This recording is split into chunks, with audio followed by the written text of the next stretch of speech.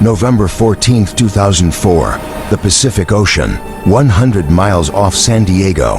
Commander David Fravor, one of America's most elite fighter pilots, locks eyes on something that should not exist. A white object, 40 feet long, no wings, no exhaust, defying physics itself. In less than a second, it vanishes only to reappear 60 miles away. What happened next forced the Pentagon to admit, we are not alone. This is the Tic Tac encounter, and this is the truth they tried to bury. Early November 2004, the USS Nimitz carrier strike group is conducting routine training exercises in the Pacific, southwest of San Diego. This is no ordinary naval operation.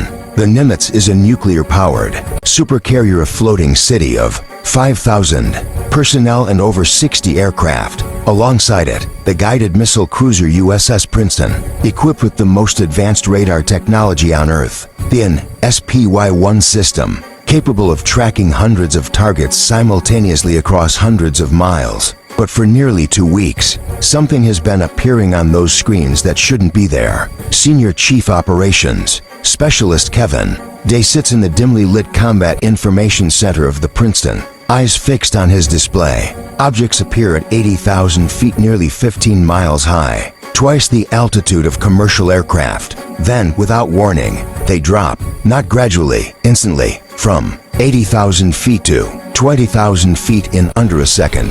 No aircraft on Earth can do that. No known aircraft, anyway. Day has seen everything in his career: birds, balloons, fighter jets, cruise missiles. This is different. These objects hover motionless, then suddenly accelerate to incomprehensible speeds. Sometimes 10 of them appear at once, clustered in formation near Catalina Island, about 60 miles offshore. Day runs diagnostics. The system is functioning perfectly.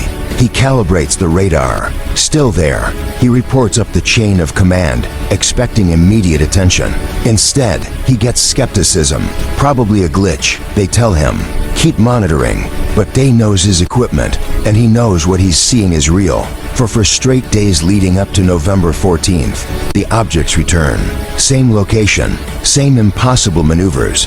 Day meticulously documents everything: altitudes, speeds, flight patterns. The data is undeniable. These things are real. They're in controlled U.S. airspace, and nobody seems to care. By November 14th, Day has had enough of being ignored. When the objects appear again that afternoon, he makes a decision. He's going to send someone up there to see these things with human eyes. He contacts the Air Wing. 2 F-18 Super Hornets are airborne on a training exercise. Perfect. The jets are flown by Commander David Fravor and Lieutenant Commander Jim Slate, both from Strike Fighter Squadron 41. The Black Aces. Fravor is the squadron commander, a Top Gun graduate with 16 years flying fighters and thousands of flight hours. If anyone can identify what's out there, it's him. Day radios the jets. "Sir, are you carrying any ordnance?" Fravor responds, "Negative. Training exercise only. Dummy missiles." There's a pause. Then Day asks, "We've got a real-world tasking for you. Would you be willing to investigate something we've been tracking?" Fravor's pulse quickens. Real-world tasking during a training flight? This is unusual. Affirmative. What have you got?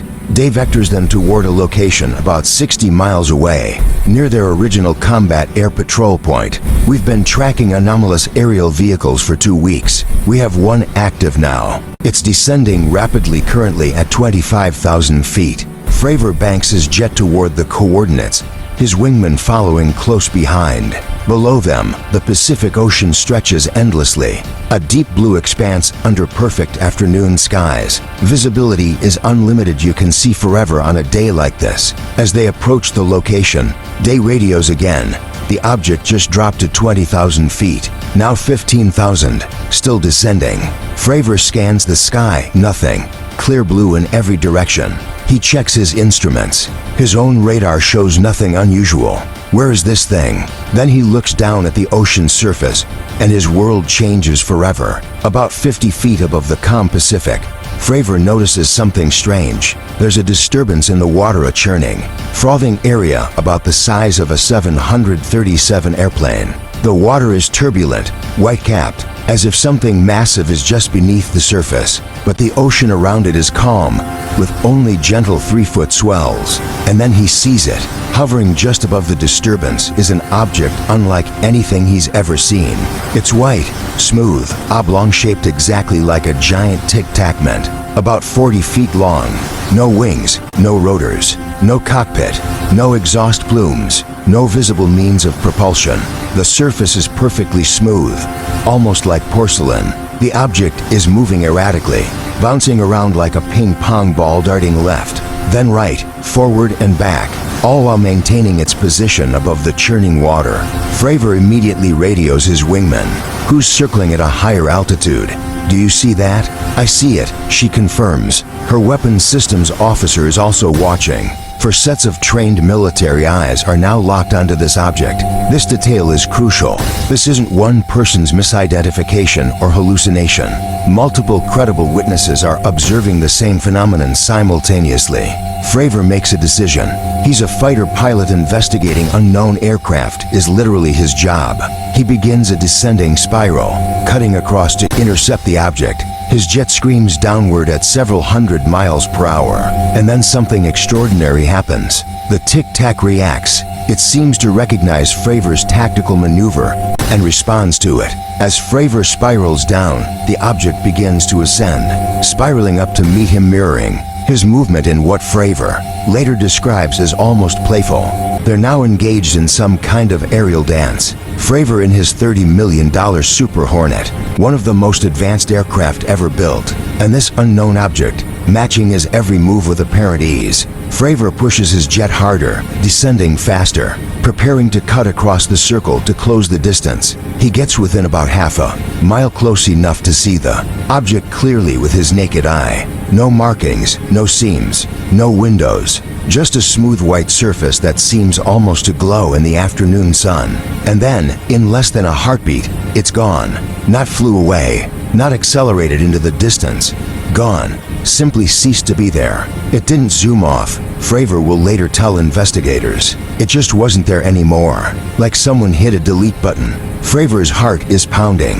In 16 years of flying, through combat missions and countless training exercises, he's never seen anything remotely like this. He radios Princeton. "Sir, I don't know what that was, but it's gone."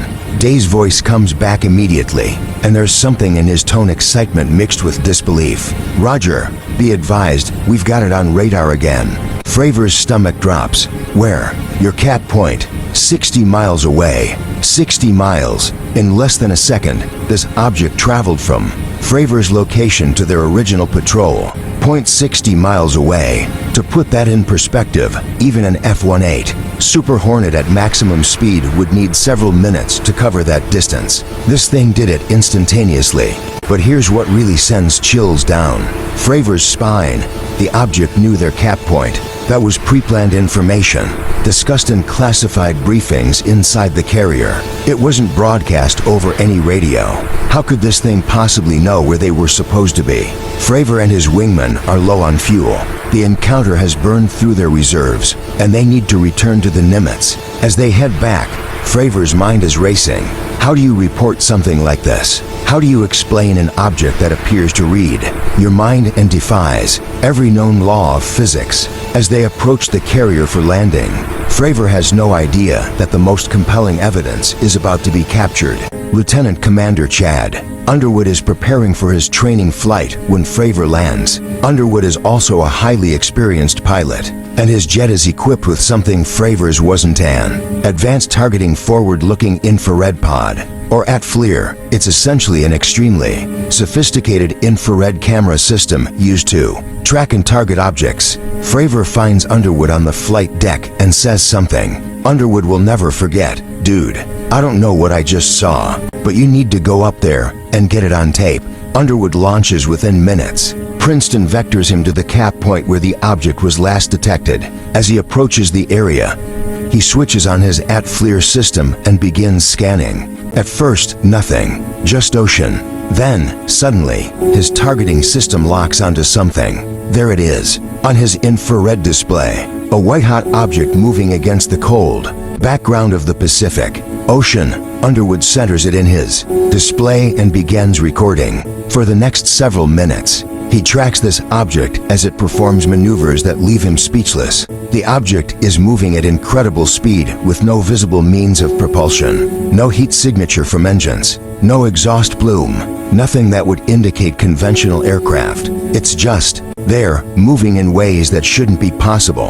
Underwood follows it, keeping his targeting pod locked on. The object suddenly rotates, not like a plane banking or turning, but rotating on its axis while maintaining its flight path. Then it accelerates, smoothly and impossibly fast. Before the tracking system loses lock, Underwood returns to the Nimitz with the footage. This isn't eyewitness testimony anymore. This is hard evidence, captured by military-grade infrared systems, showing an object that defies explanation. But here's where the story takes a darker turn. Within days of the encounter, unusual things start happening. Fravor is approached by individuals he doesn't recognize, not regular Navy personnel. They ask detailed questions about the encounter. The radar data from the Princeton is mysteriously transferred to new hard drives and then disappears. Personnel who witnessed the events are told, in no uncertain terms, that this incident never happened. The message is clear: forget what you saw. Don't talk about it. Move on. And for 13 years, that's exactly what happens. The Tic Tac encounter becomes a ghost story, whispered about in ready rooms and officers' clubs, but never officially acknowledged. Until 2017. December 16, 2017, the New York Times publishes an article that changes everything. The headline reads, "Glowing Auras and Black Money, the Pentagon's Mysterious UFO Program." The article reveals the existence of the Advanced Aerospace Threat Identification Program, a secret Pentagon initiative that investigated UFO encounters. And right there, embedded in the article, is Underwood's ATFLIR footage of the Tic Tac. The video goes viral instantly. Within hours, millions of people around the world are watching U.S. military footage of an unidentified object performing impossible maneuvers. This isn't grainy footage from some conspiracy theorist's backyard. This is official U.S. Navy video, confirmed as authentic by the Pentagon. Commander Fravor comes forward publicly for the first time. He appears on news programs, podcasts, and documentaries, telling his story in detail. His credibility is unimpeachable. A decorated naval aviator with nothing to gain and everything to lose by speaking out. Other witnesses come forward too. Kevin Day talks about the radar data. Pilots who were aboard the Nimitz that day confirm the events. The wall of silence begins to crumble. In April 2020, the Pentagon takes an unprecedented step. They officially release 3 videos, including the Tic Tac footage, and confirm they are genuine recordings of unidentified aerial phenomena. The U.S. government, for the first time in modern history, officially acknowledges that these objects are real, and they don't know what they are. But the admission raises more questions than it answers. If the most powerful military on Earth encountered something in 2004 that defied explanation, and if similar encounters have continued since then, what exactly are we dealing with? Let's look at what we know for certain. The Tic Tac object demonstrated capabilities that are decades, perhaps centuries, beyond our current technology. Instantaneous acceleration. The object went from a standstill to hypersonic speeds in less than a second, with no visible propulsion and apparently no concern for G-forces that would pulverize any human pilot. Transmedium travel. The disturbance in the water suggests the object may have emerged from beneath the ocean surface, indicating it can travel through different mediums, air and water, with equal ease. Advanced awareness. The object appeared to know the cap point, suggesting either incredible sensor capabilities or something even more disturbing, the ability to access classified military information. No heat signature, despite moving at incredible speeds. The object showed no traditional heat signature from engines or propulsion systems. Instantaneous translocation.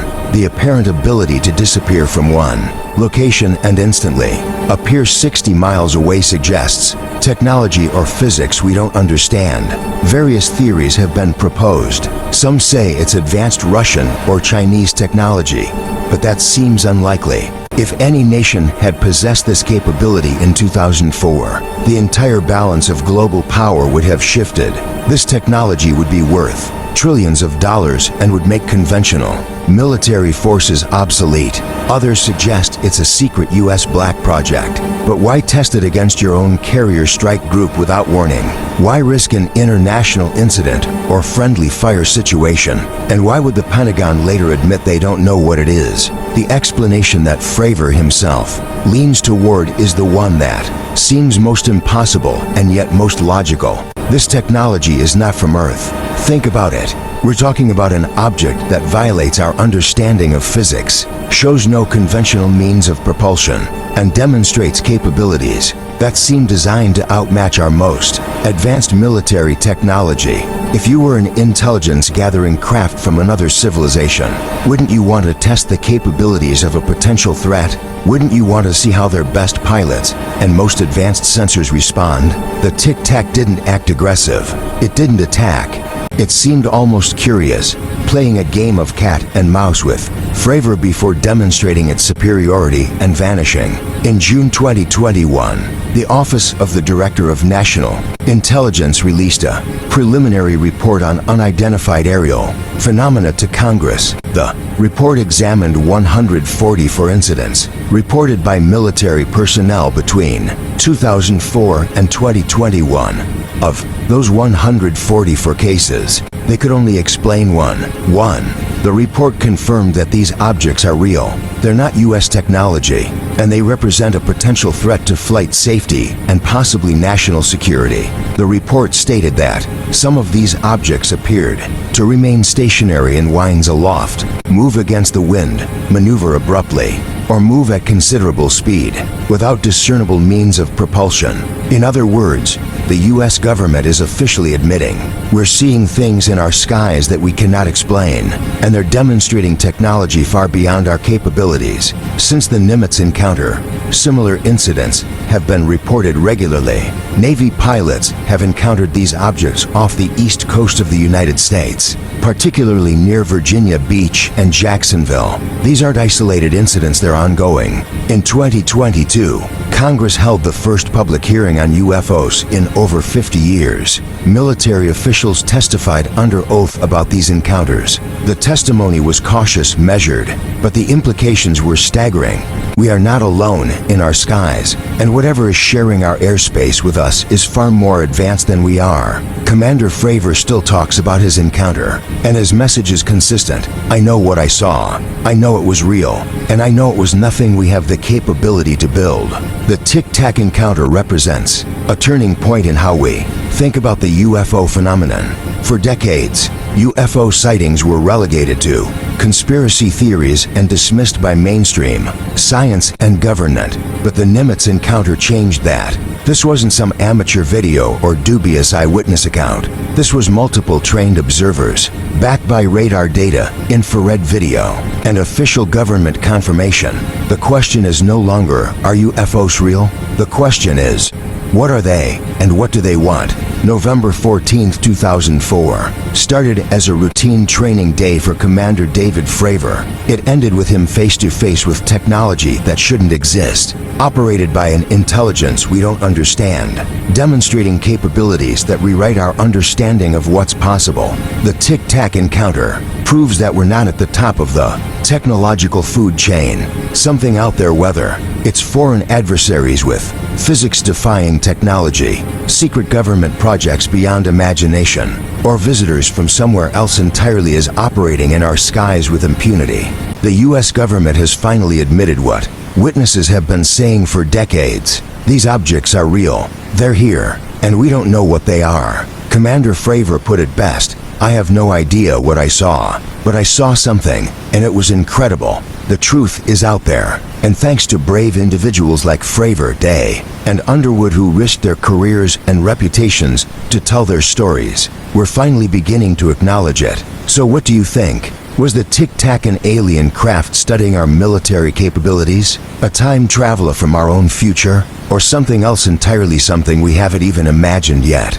Drop your theories in the comments below. And if you want more deep dives into the world's most mysterious military encounters, hit that subscribe button and smash the like. Here at Silent Warriors, we're dedicated to uncovering the truth, no matter how strange it gets. The Tic Tac is still out there, and according to military reports, it's not alone. The question isn't if we'll encounter these objects again, it's when. And next time, will we be ready? Until next time, stay vigilant, stay curious, and remember, the truth is always stranger than fiction. This is Silent Warriors, signing off.